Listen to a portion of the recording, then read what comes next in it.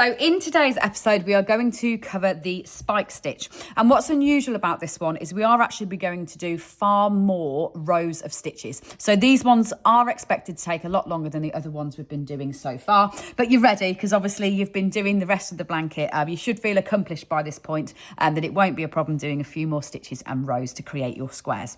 So because of that, and the fact that we're working double crochets and half trebles rather than our trebles, we're actually going to be starting with fewer stitches in our chain.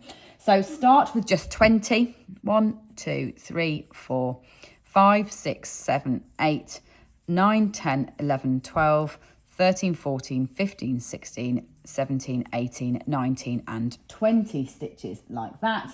And what we're going to do as we set off is actually double crochet 19 back. So this is what's quite unusual, is obviously we've been trebling, and for the last couple of squares we've actually been missing chains out as we go here. This is a very straightforward turn and double crochet your 19 back down this chain. So you're not trying to go in that first one, that's your turning one. We did 20 so that we can double crochet 19 across. So 1, 2, and this is the double crochet that you've been using for your borders, so this should feel quite easy.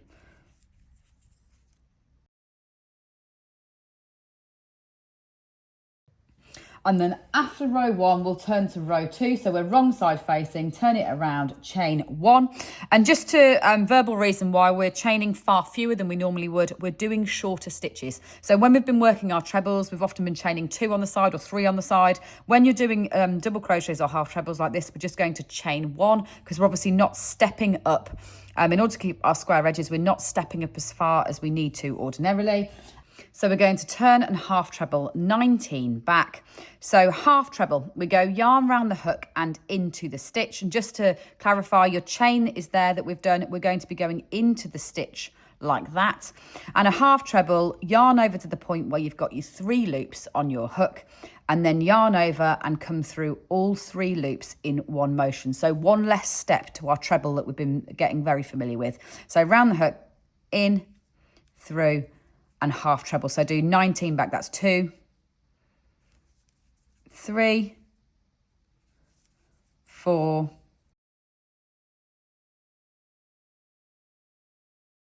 18, and then 19 on that last one. So we've half trebled ourselves back, and now it's time to tackle the spike stitch for the first time. So the spike stitch explanation is up in your grey box.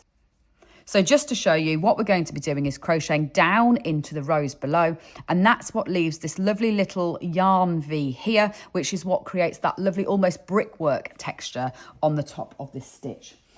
So row 3 with our right side facing, what we're going to do is double crochet 1, then double crochet 1, spike stitch 1 row below. We need to remember that they are half trebles that we've done, so we're going right the way down. It's not as close as you might think. Now, because we're doing double crochets in this row, we're actually not going to work a chain. So on that last one, we chained 1 at the side because we were working our half trebles. So we stepped up a little bit. Here, we're actually going to turn immediately and go into this first stitch here to get a nice tidy edge. So you're not chaining up on row 3.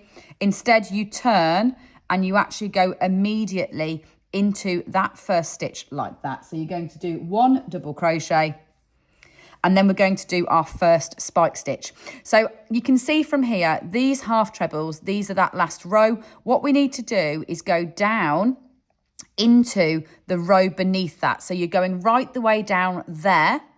Then you yarn over with that yarn from the back and pull that up to the top of your stitch before yarning over and coming through those 2 loops. That is a spike stitch. But the most important thing is that that stitch covers and acts as the one that sits beneath it. So what you've got to be careful of, especially if this is your first time doing a spike stitch, is you don't rework this stitch that's sitting beneath it. That stitch sits over the top of that one, and it will be this next one along will be the one that you're working. So then you'll double crochet 1 like that, and again in for a spike stitch. So we come right the way down here, yarn over from the back like that, bring that up to the top before yarning over and coming through both loops. That sits over the top of that one, and then on to the next one. Now, when you're doing it like this, obviously we're working in one colour.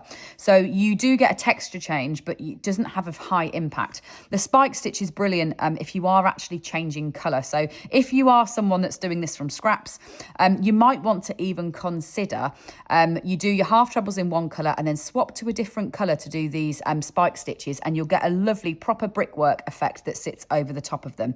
So that's my one double crochet in between. So back down for a spike stitch. And just to really slow down and look at where you're doing them, I'd say the easiest mistake to make when you're doing spike stitch is thinking that, you see how we're right the way over here and we've worked this one as a double crochet, is thinking that you're going to go down here. You've got to go into the stitch beneath this one over here, because that's the one that the spike stitch will replace. So you come down here, yarn over and up, and then that sits over the top like that. That replaces that one, and it's here that you're doing that next one.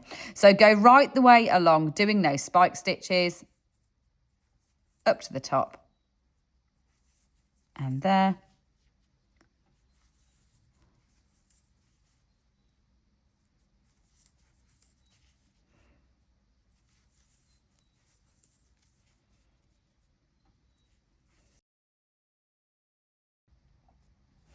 And then your last stitch will be an ordinary DC into that one at the end. And part of the reason why we did the chain one at the end as well on those half treble rows is to make sure that it's a little bit easier to go into to get that last one in and keep them nice and square. Right, so that's our spike stitches in like that. Now on to our next row. So because we're doing a half treble 19 and we're sticking on that stitch count, we're going to do a chain one up. And so then you will just run right the way across the top, retaining 19. Now, just to flag, if you're in any doubt when you do this turn into which one you go, just count your 19 off the end. So 1, 2, 3, 4, 5, 6, 7, 8, 9, 10, 11, 12, 13, 14, 15, 16, 17, 18, 19, just so that you feel really clear that it is this first stitch here, not your chain, but this first stitch here that you're going to be going into to work that first half treble. So run back the way along, doing your half trebles.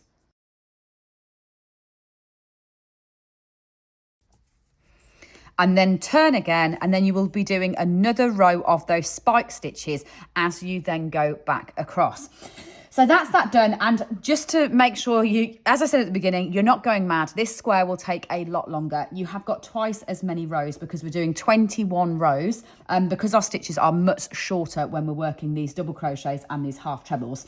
So go back and do all 21 rows, and then we're there for our final bordering, which is actually much easier in this one because all of our stitches are at the right stitch count.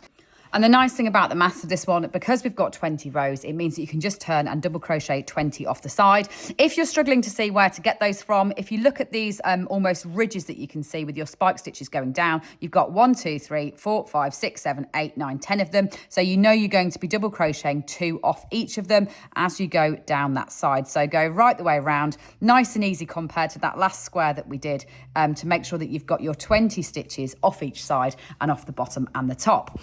So that is our actual making of our squares complete with our crochet along. So what we're going to do is basically you've got a few days to finish off those, and then I'll be rejoining you on the next one to discuss blocking. So make sure you catch up on all of them. All I'll flag in terms of tension is it's not a bad idea at this stage to take a look across all of your squares. Because we've done this over a nice leisurely pace as January has continued, you might find that your tension's varied even more than it would do normally on a project, just because week in and week out, your tension might be quite different. If you have any, at this stage, drastically bigger or smaller squares, 1 centimetre either way on all of them, don't worry, that will be corrected in blocking. But if you see that suddenly you've got this unusual tiny one or really, really big one, it might be worth reconsidering remaking that to make sure you bring it in line. Basically, 1 centimetre either which way in any of them, don't worry about that, we'll correct that with blocking. But if you've got anything more extreme than that, it probably is worth redoing it just to correct it a little bit so they're all more similar. But I'll discuss that in the blocking video when we get to it, where you might be able to identify some that just won't block up to the size to match the others. So I hope you've enjoyed that stitch today, and I look forward to seeing you on the next video where we do washing and blocking.